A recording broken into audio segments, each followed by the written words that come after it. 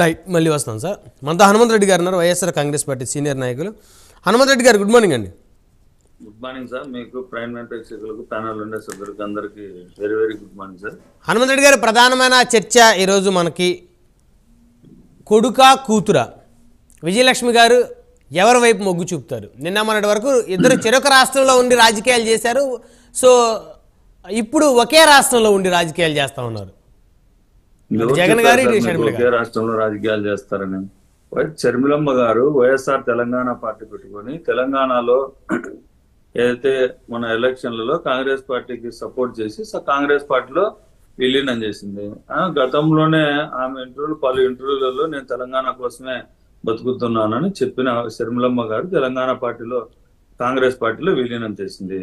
ఆ రోజు విజయమ్మ గారి గురించి మాట్లాడుతున్నారు కాబట్టి చెప్తున్నా. విజయమ్మ గారు ఆ రోజు వైఎస్ఆర్ కాంగ్రెస్ పార్టీ ప్లీనరీ సభలో ఈ రాష్ట్రంలో జగన్మోహన్ రెడ్డి గారు ఇక్కడ ఉన్నారు, ఇక్కడ నా బిడ్డ కూడా తెలంగాణ పార్టీ పెట్టుకున్నది, అక్కడ పనిచేయాలి కాబట్టి రెండు పార్టీలకు నేనే ఉంటే నేను ఈ పార్టీకి అధ్యక్ష హోదాలో ఉండి ఆ పార్టీకి సపోర్ట్ చేస్తే అది పద్ధతి కాదు అని చెప్పి రాజీనామా చేసి అక్కడికి వెళ్ళి కూతురుకు సహాయంగా ఉన్నది.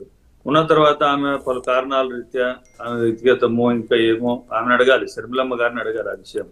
ఏదైతే తెలంగాణ పార్టీ వైఎస్ఆర్ తెలంగాణ పార్టీని కాంగ్రెస్ పార్టీలో విలీనం చేసింది. మీడియా హైప్ తప్ప ఇదే షర్మిలమ్మ గారి గురించి గతంలో పలు ఛానళ్లలో ఆమె వ్యక్తిత్వం గురించి హననం చేసిన ఛానళ్లు, తెలుగుదేశం పార్టీకి అనుకూలంగా ఉండే ఛానళ్ళు ఏదైతే ఉన్నాయో గతంలో ఆమె పట్ల ఏ విధంగా ప్రవర్తించారు, ఈ రోజు ఏ విధంగా ప్రవర్తిస్తున్నారు అనే విషయం ఎవరికి ప్రయోజనం చేకూర్చే విధంగా ఈ ఛానళ్లు ప్రసారం చేస్తున్నాయో రాష్ట్ర ప్రజలకు అందరికీ తెలుసు.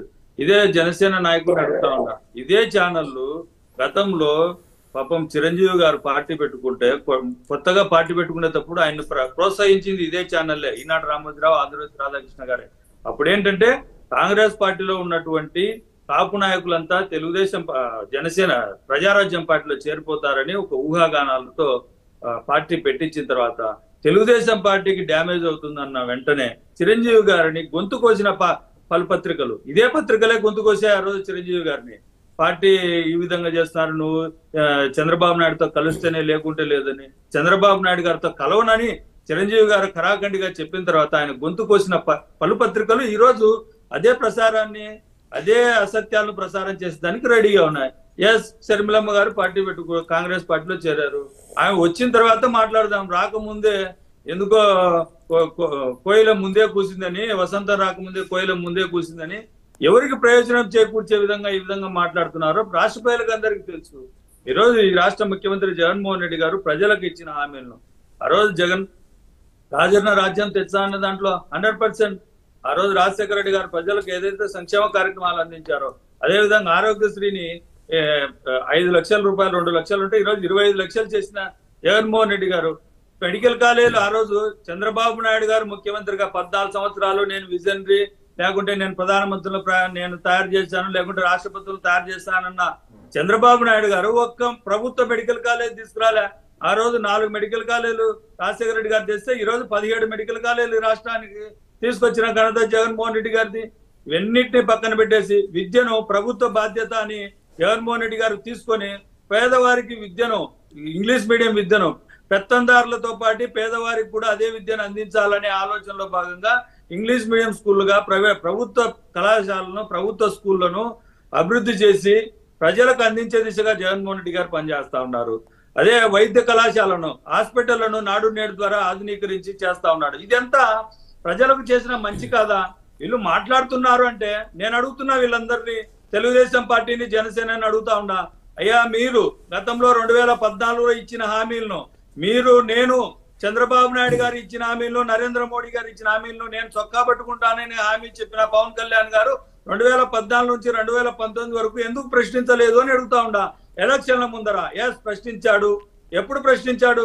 ఎలక్షన్ల ముందర చంద్రబాబు నాయుడు గారికి అనుకూలంగా ప్రభుత్వ వ్యతిరేక ఓటు చీల్చే దిశగా ప్రభుత్వ వ్యతిరేక ఓటు ఈ రోజు ఏదైతే కన్సల్టెంట్ గా కావాలని అడుగుతున్నాడో 2019 ఎలక్షన్లలో ఆనాటి ప్రతిపక్ష నేత జగన్మోహన్ రెడ్డి గారికి ప్రభుత్వ వ్యతిరేక ఓటు డైరెక్ట్ గా వెళ్ళిపోతుందని చీల్చే దిశగా ఆ రోజు చంద్రబాబు నాయుడు గారిని తిట్టారు.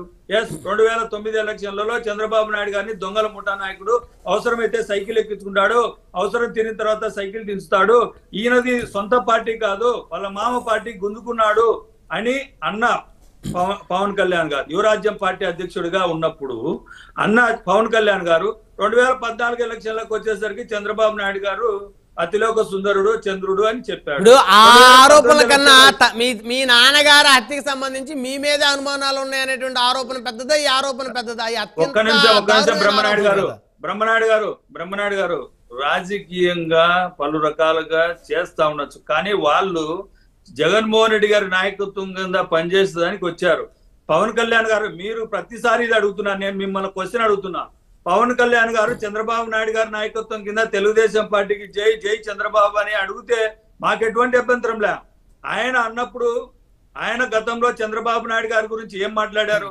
ఆయన పార్టీ పెట్టినప్పుడు, పవన్ కళ్యాణ్ గారు పార్టీ పెట్టినప్పుడు అవినీతి లేని ప్రభుత్వం తీసుకొస్తానని చెప్పిన పవన్ కళ్యాణ్ గారు అవినీతిలో PhD చేసిన అవినీతి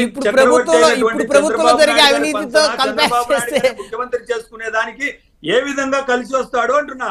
అవినీతి చక్రవర్తి అయినటువంటి చంద్రబాబు నాయుడు గారు జైలుకి వెళ్తే, అవినీతి కేసులు జైలుకి వెళ్ళి పరామర్శించి ములాఖత్ పోయి మిలాఖత్ అయి ఏ విధంగా పవన్ కళ్యాణ్ గారు చంద్రబాబు నాయుడు గారు సపోర్ట్ చేస్తున్నారు దానికి ప్రజలకు వివరించాలా? ప్రజలకు వివరించకుండా ఉండండి బాబు గారు.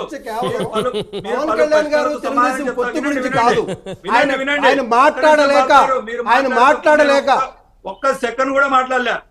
హనుమంత్ రెడ్డి గారు రోజు మనం మాట్లాడుకునే కదా, రోజు మాట్లాడుకునే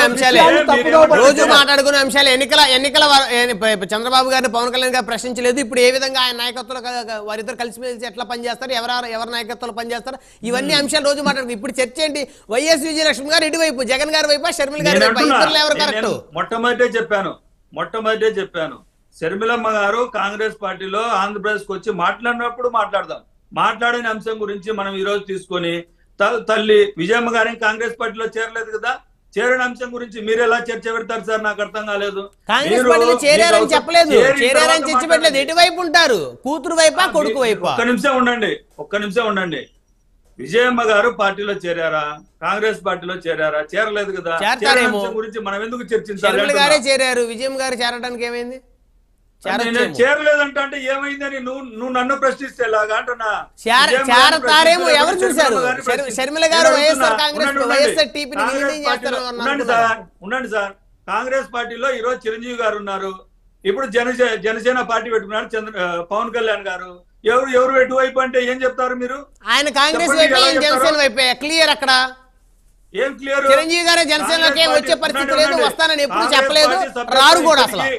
ఉండండి. కాంగ్రెస్ పార్టీ సభ్యత్వం ఈ రోజు వరకు చిరంజీవి గారికి ఉంది, దానికి సమాధానం చెప్పమంటే నేను అడగలేదు కదా, మీరు అంటున్నారు కాబట్టి. అది ఏం చెప్పాలి సమాధానం? చిరంజీవి గారు ఏమి నేను జనసేన పార్టీలో జాయిన్ అవుతానని చెప్పలేదు, లేకపోతే ఒక 10 మంది ఎమ్మెల్యేలు జనసేనలోకి పంపిస్తున్నానని చెప్పలేదు, లేకపోతే జనసేన పార్టీకి ఓటేయండి అని కూడా ఎవరో చెప్పలేదు. ఆయన అసలు ఆయన అంశం రాజకీయంగా ప్రస్తావనే లేదు. సార్, కాంగ్రెస్ పార్టీలో సభ్యురాలు షర్మిలమ్మ గారు, కాంగ్రెస్ పార్టీలో సభ్యురాలు, ఈ రోజు కాంగ్రెస్ పార్టీలో సభ్యురాలు. ఆమె ఏం చెప్తే విజయమ్మ గారికి ఏం సంబంధం అండి? ఈ రోజు అడుగుతున్నా. పురంధరేశ్వరి గారు బీజేపీ అధ్యక్షురాలు, బాలకృష్ణ గారు తెలుగుదేశం పార్టీలో ఎమ్మెల్యే. అక్క తమ్ముడికి విభేదాలు వచ్చినాయని చెప్పాలా? నాకు అర్థం కాలే. వాళ్ళు మాత్రం తెలుగుదేశం పార్టీ ఏం చేసినా రాజకీయాలు, ఎదుటోళ్ళు చేస్తే వేరేనా? వాళ్ళ కుటుంబంలో ఎప్పుడో విభేదాలు ఉన్నాయి, అందులో డౌట్ లేదు. అందులో అది బహిరంగంగా మాట్లాడుకోవాల్సిన మాట. గతంలో దగ్గుపాటి గారికి చంద్రబాబు నాయుడు గారికి విభేదాలు ఉండబట్టే వారు కాంగ్రెస్ లోకి వెళ్ళారు, కాంగ్రెస్ పోటీ చేశారు, ఎంపీ అయ్యారు, ఎమ్మెల్యే అయ్యారు, మంత్రి అయ్యారు. విభేదాలు ఉన్నాయి, లేవని ఎట్లా చెప్తారు? ఉండండి సార్. కుటుంబాలను ఏ విధంగా చీలుస్తారు అనే విషయం చంద్రబాబు నాయుడు గారిని అడిగితే తెలుస్తుంది. ఇది తప్పు. హనుమంత్ రెడ్డి గారు ఆ రోజు వివేకానంద రెడ్డి గారి హత్య జరిగిన తర్వాత నారాసుర రక్త చరిత్ర అనే హెడ్ లైన్స్ పెట్టారు. ఈ రోజు షర్మిల గారు కాంగ్రెస్ లోకి వెళ్ళడం వెనక చంద్రబాబు నాయుడు గారు ఉన్నారని మాట్లాడుతూ ఉన్నారు. ఆ కుటుంబాలు గతంలో చెప్పిన మాటలు వింటే తెలుస్తుంది. అలాంటివన్నీ పక్కన పెట్టేసి మనకు అవసరం లేదు కాబట్టి ఈ రోజు ఆ రోజు ఆ పత్రికల్లో ఏం రాశారు అదే ఈ రోజు చర్చ పెడతామంటే పెట్టండి. మాకు ఎటువంటి ఎవరి కుటుంబాలు ఎవరు చీలుస్తున్నారు? చంద్రబాబు నాయుడు గారే కదా ఎన్టీఆర్ కుటుంబాన్ని చీల్చింది. హరికృష్ణ గారు చెప్పారు కదా, హరికృష్ణ గారు చెప్పారు, దగ్గుబాటి వెంకటేశ్వరరావు గారు చెప్పారు, ఎవరెవరు దగ్గుబాటి పురేంద్రేశ్వర గారు చెప్పారు ఏ కుటుంబాన్ని ఏ విధంగా చీల్చారు, ఎన్టీఆర్ దగ్గర నుంచి ఏ విధంగా పార్టీని లాక్కొని ముఖ్యమంత్రి పదవిని ఏ విధంగా లాక్కున్నారో రాష్ట్ర ప్రజలకంతా ఎన్టీ రామారావు గారే స్వయంగా చెప్పారు. ఔరంగజేబు కన్నా హీనుడు చంద్రబాబు నాయుడు గారు. సొంత మామనే వెన్నుపోటు పడిచిన వ్యక్తి చంద్రబాబు నాయుడు గారు. సొంత కొడుకు మాదిరి పార్టీలోకి ఆదరిస్తే పార్టీని నన్ను నాశనం చేసిన వ్యక్తి. ఆయన అవినీతికి నేను ఒప్పుకోలేదు కాబట్టి నన్ను పదవి నుంచి దించేశాడని ఎన్టీ రామారావు గారే సాక్షాత్తు ఆయన ఏదైతే ఇప్పుడు ఫోటోలు పెట్టుకొని దండలేస్తున్నారో చంద్రబాబు నాయుడు గారు, ఆయన చెప్పిన అంశాలు, ఆయన చనిపోయే వరకు చంద్రబాబు నాయుడు గారిని తిట్టలేదు. దీనికంతా సమాధానం చెప్పాలి కదా చంద్రబాబు నాయుడు గారు. ఇవన్నీ పక్కన పెట్టేసి ఈ రోజు ఏదో జరిగిపోతా ఉంది అని ఏదో ఒక చర్చ పెట్టుకొని దాని మీద పెట్టుకుంటా ఉంటే పెట్టుకోండి. ఈ రాష్ట్రానికి జరిగే మేలు 2014 నుంచి 2019 వరకు ఏం జరిగింది, 2019 నుంచి 2024 వరకు ఏం జరిగిందో చెప్పండి. ఏదో మారుమూల చిన్న సంఘటన జరిగినా దాన్ని తీసుకొని ఏదైతే తెలుగుదేశం పార్టీ జనసేన పార్టీలు ఎలా ఉంటాయంటే, కావల్లో నెల్లూరు జిల్లా కావల్లో ఒక ఆర్టీసీ డ్రైవర్ ను కొడితే దాని గురించి వెంటనే వైఎస్ఆర్ కాంగ్రెస్ పార్టీ నాయకులు కొవ్వెక్కి కొట్టారని చెప్పారు.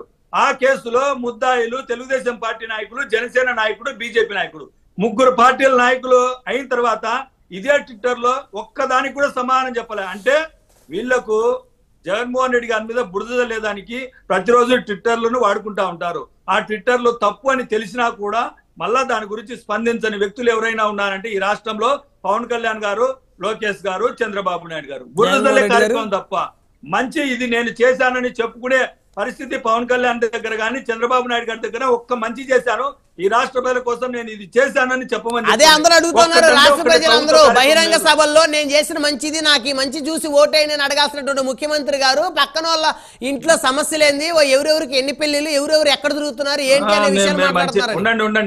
ఉండండి మంచి బ్రహ్మనాయుడు గారు, 1 గంట 50 నిమిషాల సభలో 1:49 నిమిషాల గురించి పక్కన పెట్టేసి 1 నిమిషం మాట్లాడిన మాటల గురించి మాట్లాడుతున్నారు.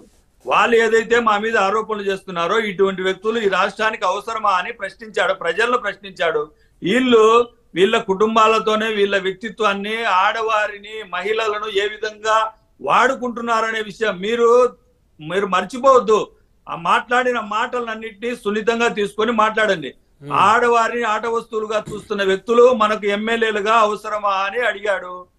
అంతవరకు అమ్మఒడి కార్యక్రమం కానీ, ప్రభుత్వ స్కూళ్లలో విద్య కానీ ఇవన్నిటినీ చెబితే ఈ రాష్ట్రం చేస్తున్న అభివృద్ధి కార్యక్రమాలు అన్ని చెప్పి నాకు ఓటు వేయండి అని అడిగాడు. అయితే ఆడవాళ్ళని ఆట వస్తువులుగా చూస్తున్న వ్యక్తులు మనకు అవసరమా అంటే దాదాపు మీ పార్టీలో అలాంటి వ్యక్తులు ఎంతమంది ఉన్నారో ఒక్కసారి క్రాస్ చెక్ చేసుకోండి. ఎంతమంది ఆరోపణలు ఎదుర్కొంటా ఉన్నారో క్రాస్ చెక్ చేసుకోండి. ఒక్క నిమిషం బ్రహ్మనాయుడు గారు, ముఖ్యమంత్రి అభ్యర్థిగా జగన్మోహన్ రెడ్డి గారు ఉన్నారు. గోరంట్ల మాధవ్ గారిని కొనసాగిస్తారు. ఉండండి సార్, మీరు ఆరోపణలు మళ్ళీ వస్తాను. హనుమంతరెడ్డి గారు 1 by 1 మాట్లాడదాం, మళ్ళీ వస్తాను మీ దగ్గర మాట్లాడండి.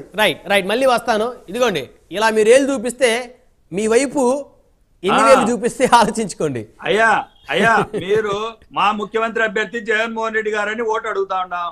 వాళ్ళ ముఖ్యమంత్రి అభ్యర్థి ఎవరో చెప్పుకోలేని పరిస్థితుల్లో 40 సంవత్సరాల అనుభవం, 14 సంవత్సరాల ముఖ్యమంత్రిగా పనిచేసిన చంద్రబాబు నాయుడు గారు నేను ముఖ్యమంత్రి అభ్యర్థి అని చెప్పుకోలేకున్నాడు.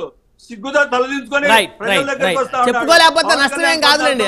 అదేం పెద్ద దేశానికి వచ్చిన నష్టం, రాష్ట్రానికి వచ్చిన నష్టం లేదు. అవసరమైతే ఇద్దరు కూటమి కలిసి పరిపాలిస్తారని చేస్తారు సార్ బ్రహ్మనాయుడు గారు. కూటమి కలిసి పరిపాలన చేస్తుందని